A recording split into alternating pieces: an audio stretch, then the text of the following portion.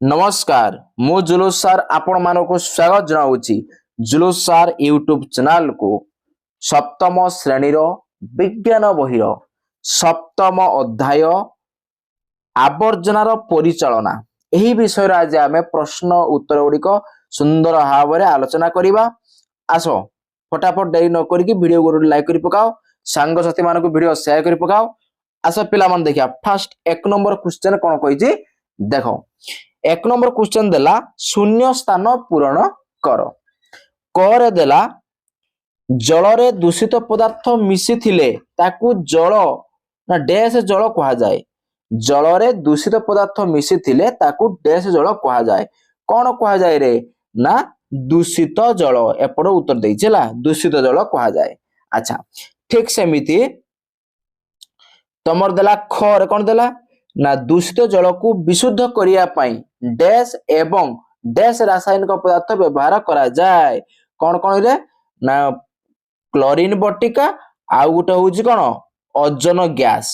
Okay तापर देखिबा ग ग कौन कहला हईजा डैश वो डैश जल डैश वो जल हईजा डैश वो डैश को जलवाहित रोग कहा जाए। अच्छा हईजा आउ कौ दिरा रोग को आम जलवाहित रोग बोली कहि परिबा कौन हबो ना आंतरिक ज्वर आउ कामल हईजा आंतरिक ज्वर व कामल को जलवाहित रोग बोली आम कहि परिबा। अच्छा तापर देखिबा घ कौन कहिछि दूषित जलर उपचार फल डैश व डैश बाहरे कौन कौन बाहरे पिला माने ना पटुमाटी व जैव गैस। ओके तापर देखिबा उओ कौन देला कौन नला गुड़िक डैश व डैश पाई जाम हो जाए कौन हम रे ना पॉलीथिन आउ कौन छिंडा कना पाई नहीं। अच्छा तापर देखिबा च घरु बाहरुथुबा दूषित जल को डैश कहा जाए कौन कहा जाए रे अपचय जल मध्य कहा जाए हैला अपचयित बा अपचय जल कहा जाए। तापर छ देखो दूषित जलर उपचार डैश रे करा जाए ना प्लांट रे करा जाए। ओके तापर देखिबा 2 नंबर प्रश्न देखो 2 नंबर प्रश्न कौन देला पिला मन देखो एडी ना 2 नंबर देला कारण लेख कर देला नलारे रंधा तेल नलारे रंधा तेल किंबा पोड़ा मोबिल इत्यादि पकाइबा उचित नुहे कौन पाई रे कारण कौन ना नलारे रंधा तेल किंबा पोड़ा मोबिल आदि पकाइले माटीर जल अवशोषण रे बाधा सृष्टि करे एवं माटीर ऊपर स्तर रे एगुड़िक लागी रही जाती। ओके तापर देखिबा ख कौन कहिछि ख देला कठिन आवर्जना यथा तुला कंढेई प्लास्टिक जरी इत्यादि नाଳରେ न पकाई डस्टबिन ले पकाइबा कारण कौन ना कठिन आवर्जना तथा तुला कंढेई प्लास्टिक जरी आदि नाଳରେ न पकाई एगुड़िक नाଳରେ पकाइले एगुड़ी कौन हबो ना नलाटा को बंद कर दबो फल दूषित जल निष्कासित हो पारिबो नाही। तापर देखिबा ग ग कौन कहला दूषित जल प्रवाहित स्थान रे यूकालिस पोटास गछ लगाइबा आवश्यक कौन ना यूकालिस पोटास गछ अधिक परिमाणर अपरिष्कार जल अति शीघ्र शोषण करी परिष्कार कौन बाष्प वायुमंडल को छाड़ी दिए तेणु दूषित जल प्रभावित स्थान रे यूकेल पोटास गछ लगाइबा आवश्यक। तापर देखिबा घ दूषित जलर उपचार समय प्रथमे बारस्किन देई छड़ा जाए कारण कौन ना प्रथमे दूषित जल बारस्किन मध्य देई प्रभावित हेबा समय रे सेथिरे थिबा काठी कुटा प्लास्टिक जरी तुला चिराकना आदि छाणी होई रही जाए। तापर देखिबा ग कौन देला ना खोला कौन खोला पड़िया रे झाड़ा परिस्रा करिबा महामारी रो कारण ନା ଖୋଲା ପଡ଼ିଆରେ ଝାଡ଼ା ପରିସ୍ରା କରିବା ଦ୍ୱାରା ସେଗୁଡ଼ିକ ବର୍ଷା ଜଳରେ ଧୋଇ ହୋଇ ନଦୀ ପୋଖରୀ ଓ କେନାଲରେ ମିଶେ। ସେଥିରେ ଥିବା ନାନା ପ୍ରକାର ରୋଗ ଜୀବାଣୁ କୁର୍ମୀର ଅଣ୍ଡା ଆଦି ନାନା ବିଷାକ୍ତ ପଦାର୍ଥ ଜଳକୁ ଦୂଷିତ କରେ। ଏହି ଦୂଷିତ ଜଳକୁ କ'ଣ ପିଇଲେ ବା ଗାଧେଇଲେ ଆମକୁ ମହାମାରୀ ରୋଗ ହେବାର ସମ୍ଭାବନା ଥାଏ। ତାପରେ ଦେଖିବା ପିଲାଙ୍କର 3 ନମ୍ବର କ'ଣ କହିଲା?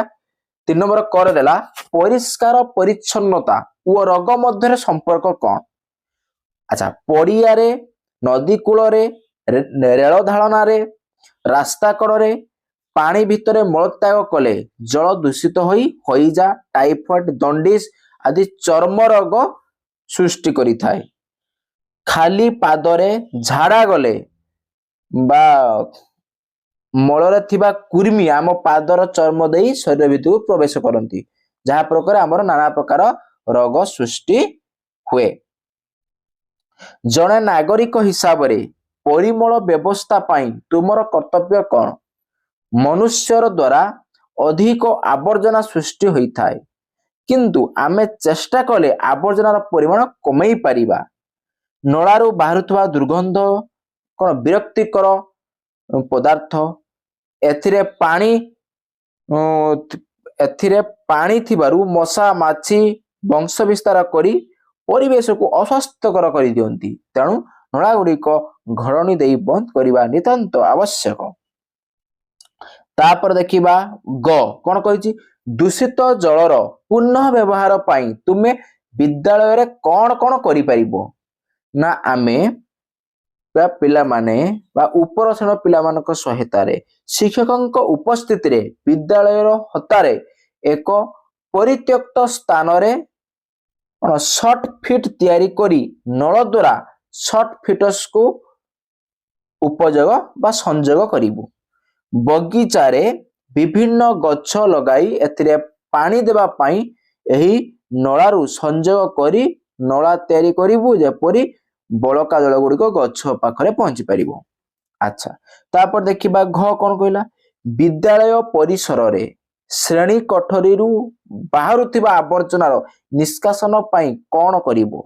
ଶ୍ରେଣୀ ଗୃହରୁ ବାହାରୁଥିବା କଠିନ ଆବର୍ଜନା ଗୁଡ଼ିକ ପକାଇବା ପାଇଁ ଏକ ଡଷ୍ଟବିନ୍ ତିଆରି କରିବୁ।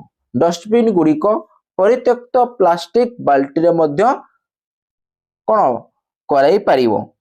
ଡଷ୍ଟବିନ୍ ଗୁଡ଼ିକ ପୁରି ଗଲେ ଏଗୁଡ଼ିକ ଖତ ଗାଡ଼ିଆରେ କ'ଣ ବା ଗାଡ଼ କରି ପୋତି ଦେଇପାରିବ ହେଲା। ଗାଡ଼ କରି ଖତ ଗାଡ଼ କରିକି ପୋତି ପାରିବ ହେଲା। ତୁମ ବିଦ୍ୟାଳୟର ଶୌଚାଳୟ ପାଇଖାନା ସଦୁପଯୋଗ ପାଇଁ କ'ଣ ସବୁ କରିବ? କ'ଣ କରିବ? ନା ଚପଲ ପିନ୍ଧି ପାଇଖାନାକୁ ଯିବ। ମଳତ୍ୟାଗ ପରେ ସାବୁନରେ ହାତ ଧୋଇବ। ପାଇଖାନାରେ ମଳତ୍ୟାଗ ପୂର୍ବରୁ ଓ ପରେ ପାଣି ଢାଳିବ। ପାଇଖାନାରେ ବାଲ୍ଟି, ମଗ, ସାବୁନ ଓ ପାଣି ରଖିଥିବ ନାଇଁ। ଆଚ୍ଛା, ତାପରେ ଦେଖିବା 4 ନମ୍ବର କ'ଣ କହିଲା? ଟିପ୍ପଣୀ ଲେଖ। ଆମକୁ ତଳେ ଦେଇଛି କ'ଣ ଦେଇଛି? ଦୂଷିତ ଜଳ ଦେଇଛି, ଜୈବ ଗ୍ୟାସ ଦେଇଛି, ଜଳର ଉପଚାର ଦେଇଛି, ଆଉ ଖୋଲା ନାଳରେ ଅପକାରିତା ଦେଇଛି। ଏମାନଙ୍କ ଉପରେ ସବୁ ଆମେ ଟିପ୍ପଣୀ ଲେଖିବା। ଆଚ୍ଛା, ଫାଷ୍ଟ ଦୂଷିତ ଜଳ। ଦେଖ, ଫାଷ୍ଟ ଦୂଷିତ ଜଳ କ'ଣ ଲେଖିବା? ନା ଦୂଷିତ ଜଳ କ'ଣ? ନା ଆବର୍ଜନା ମିଶ୍ରିତ ଜଳକୁ ଆମେ ଦୂଷିତ ଜଳ ବୋଲି କହୁ। ଘର ନଳାରେ ବହି ଯାଉଥିବା ଜଳ ସହାୟତାରେ ପାଇଖାନା ଓ ଗାଧୁଆ ଘରୁ ବାହାରୁଥିବା ଜଳ, ଡାକ୍ତରଖାନା ନଳରୁ ନିର୍ଗତ ଜଳ, ବିଦ୍ୟାଳୟ ନଳାରୁ ବାହାରୁଥିବା ଜଳ, ରାସ୍ତାର ଦୁଇ ପଟେ ଥିବା ନାଳର ଜଳ, ବର୍ଷା ଦ୍ୱାରା ଧୋଇ ହୋଇଯାଉଥିବା ଜଳ ଓ ବର୍ଷା ଫଳରେ ଛାତରୁ ବୋହି ଆସୁଥିବା ଜଳ ଦୂଷିତ ଜଳର ଅନ୍ତର୍ଭୁକ୍ତ। ତାପରେ ଦେଖିବା ଜୈବ ଗ୍ୟାସ। ଦୂଷିତ ଜଳରେ ମନୁଷ୍ୟର ମଳ, ପଶୁପକ୍ଷୀଙ୍କର ମଳ, ଅପରିଷ୍କୃତ ତୈଳ ଜାତୀୟ ପଦାର୍ଥ, ପଲିଥିନ୍ ଆଉ ପୋକମରା ଔଷଧ ଓ ପନିପରିବା ଚୋପା ଆଦି ଜୈବିକ ପଦାର୍ଥ ଥାଏ। ଏଗୁଡ଼ିକ ଅପଘଟକ ମାନଙ୍କ ଦ୍ୱାରା ବିଘଟିତ ହୋଇ ମିଥେନ୍ ଆଦି ଗ୍ୟାସ ସୃଷ୍ଟି ହୁଏ। এইଗୁଡ଼ିକୁ ଜୈବିକ ଗ୍ୟାସ ବୋଲି କହୁ। ତାପରେ ଦେଖିବା ଜଳର ଉପଚାର। ବର୍ଜ୍ୟ ବସ୍ତୁର ପୁନଃ ଉଦ୍ଧାର ପରେ ଜଳରେ କେତେକ ଅନିଷ୍ଟକାରୀ ପଦାର୍ଥକୁ ବିଭିନ୍ନ ଉପଚାର ଦ୍ୱାରା ନଷ୍ଟ କରାଯାଏ। ଉପଚାର ଗୁଡ଼ିକ ହେଲା କ'ଣ? ଦିଲ୍ଲୀ ନଗରୀରେ ଆବର୍ଜନା ଉପଚାର, କାରଖାନାରୁ ଜୈବିକ ଗ୍ୟାସ ଉତ୍ପନ୍ନ କରି ରୋଷେଇ କାର୍ଯ୍ୟରେ ବିନିଯୋଗ କରାଯାଉଛି। ଗାଈ ଗୋରୁଙ୍କ ମଳ, ମନୁଷ୍ୟର ମଳମୂତ୍ର, ଅଦରକାରୀ ଜଳଜ ଉଦ୍ଭିଦ ଯଥା ବର୍ଝାଞ୍ଜି ଓ ଅନ୍ୟାନ୍ୟ ଦଳ ଆଦିରୁ ଜୈବିକ ଗ୍ୟାସ ଉତ୍ପନ୍ନ କରାଯାଉଛି। ଖୋଲା ନଳାରେ ଅପରିକାରିତା। ବର୍ତ୍ତମାନ କ'ଣ ଦେଖିବା? ଖୋଲା ନଳର ଅପରିକାରିତା ହେଲା। ଆଚ୍ଛା, ଖୋଲା ନଳରେ ବା ନଳାରେ ଉଡ଼ି ଏଣୁ ତେଣୁ ପତ୍ର, ଡାଙ୍ଗ ଆଦି ସବୁ କ'ଣ ପଡ଼ି ଜଳକୁ ନିଷ୍କାସନକୁ ବନ୍ଦ କରିଦିଏ। ଖୋଲା ନଳାରେ ଜୀବାଣୁ ଗୁଡ଼ିକ ଅପଘଟନ କଲା ପରେ ନିର୍ଗତ ଦୁର୍ଗନ୍ଧ ବାଷ୍ପ ପରିବେଶ ପ୍ରଦୂଷଣ କରେ। ଖୋଲା ନଳାରେ ମଶା ମାଛି ବଂଶବୃଦ୍ଧି କରି ବିଭିନ୍ନ ରୋଗର ପ୍ରସାର କରିଥାନ୍ତି। ତାପରେ ଦେଖିବା 5 ନମ୍ବର କ'ଣ କହିଲା? ଅପଚୟିତ ଜଳରେ ଥିବା ବିଭିନ୍ନ ଉପାଦାନକୁ 2ଟି ଲେଖେ ଉଦାହରଣ ଲେଖ। ଫାର୍ଷ୍ଟ ଲେଖିବା ଜୈବିକ ପଦାର୍ଥ। କ'ଣ ହବ ନା ଅପରିଷ୍କାର ତୈଳ ଜାତୀୟ ପଦାର୍ଥ ଆଉ ଜୀବର ମଳ। ପୋଷକ ନାଇଟ୍ରୋଜେନ ଆଉ ପଟାସିୟମ। ଅଜୈବିକ ପଦାର୍ଥ ମାଟି ଗଡ଼ି। ରାସାୟନିକ ପଦାର୍ଥ ସୀସା, ଆର୍ସେନିକ ଆଦି ଧାତୁ। ଅଣୁଜୀବ ହଇଜା ଜୀବାଣୁ, ଆନ୍ତରିକ ଜ୍ୱର ଜୀବାଣୁ। ତାପରେ ଦେଖିବା 6 ନମ୍ବର ପଲିଥିନ୍ ଓ ପ୍ଲାଷ୍ଟିକ ନିର୍ମିତ ପଦାର୍ଥର ବ୍ୟବହାର ଉପରେ ଏଣେ ତେଣେ ନ ଫିଙ୍ଗି ପୋଡ଼ିବା ଦ୍ୱାରା ପରିବେଶର କ'ଣ କ୍ଷତି ହୁଏ? ପଲିଥିନ୍ ଓ ପ୍ଲାଷ୍ଟିକକୁ ପୋଡ଼ିଲେ ପ୍ରଚୁର ପରିମାଣରେ ମିଥେନ୍ ଓ ଅନ୍ୟାନ୍ୟ ବିଷାକ୍ତ ଗ୍ୟାସ ନିର୍ଗତ ହୋଇ ବାୟୁ ପ୍ରଦୂଷଣର ଅନ୍ୟତମ କାରଣ ହୋଇଥାଏ। ଏହାର ପାଉଁଶ ମଧ୍ୟ ମୃତ୍ତିକା ପ୍ରଦୂଷଣ କରେ। ତାପରେ ଦେଖିବା 7 ନମ୍ବର ଆଜିକାଲି ଦେଖାଯାଉଥିବା ରାସ୍ତାର ବେଳେ ରାସ୍ତା ମଝିରେ କ'ଣ ଟାୟାର ଜଳାଯାଉଛି। ଏହା ଦ୍ୱାରା ବାୟୁମଣ୍ଡଳ ଉପରେ କି ପ୍ରଭାବ ପଡ଼େ? ଟାୟାର ଗୁଡ଼ିକ ଲାଇଲନ୍ ତନ୍ତୁରୁ ପ୍ରସ୍ତୁତ କରାଯାଇଥାଏ। ଏହାକୁ ପୋଡ଼ିଲେ ଦୁର୍ଗନ୍ଧ ହୁଏ ଏବଂ ଦୂଷିତ ବାଷ୍ପ ନିର୍ଗତ ହୋଇ ପରିବେଶକୁ ପ୍ରଦୂଷଣ କରେ। ଏହା ଜଳି ସାରିବା ପରେ ସଂକୁଚିତ ହୋଇ କଠିନ କଣ୍ଠି ସୃଷ୍ଟି ହୁଏ। ତାହା ମୃତ୍ତିକାର ଯେଉଁ ସ୍ଥାନରେ ପଡ଼ିବ ମୃତ୍ତିକା ପ୍ରଦୂଷଣ କରିବ। ତାପରେ ଦେଖିବା 8 ନମ୍ବର ପ୍ରଶ୍ନ ଦେଲା ପୁରୁଣା ଓ ବ୍ୟବହାର ହୋଇସାରିଥିବା ଟାୟାର ଗୁଡ଼ିକୁ ସାଧାରଣତଃ ଆମେ ଅବ୍ୟବହୃତ ଜାଗାରେ ଫୋପାଡ଼ି ଦେଉଥାଉ। ଏଥିଯୋଗୁଁ ଯେଉଁ ଅସ୍ୱାସ୍ଥ୍ୟକର ସମସ୍ୟା ସୃଷ୍ଟି ହୁଏ ତାହା ଲେଖ। ଆଚ୍ଛା, ପୁରୁଣା ଓ ଅବ୍ୟବହୃତ ଟାୟାର ଗୁଡ଼ିକ ଜୈବ ଅବକ୍ଷୟ ଅଯୋଗ୍ୟ, ତେଣୁ ଏଗୁଡ଼ିକୁ ମୃତ୍ତିକାସ୍ଥ ବ୍ୟାକ୍ଟେରିଆ ନଷ୍ଟ କରିପାରନ୍ତି ନାହିଁ। ଏଗୁଡ଼ିକ ମୃତ୍ତିକାରେ ପଡ଼ି ରହି ମୃତ୍ତିକା ପ୍ରଦୂଷଣ କରେ। ବର୍ଷା ଜଳ ମାଟିର